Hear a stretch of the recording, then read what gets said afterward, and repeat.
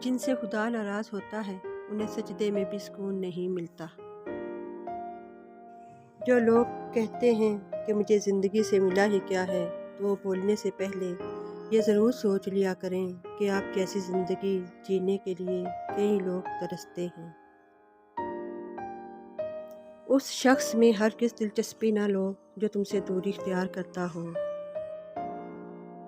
اگر آپ کے ساتھ ناانصافی اور زیادتی کی حد ہو جائے تو صرف اتنا سوچ کر خاموش ہو جانا کہ جو ذات اوپر بیٹھی ہے وہ بہت بے نیاز ہے۔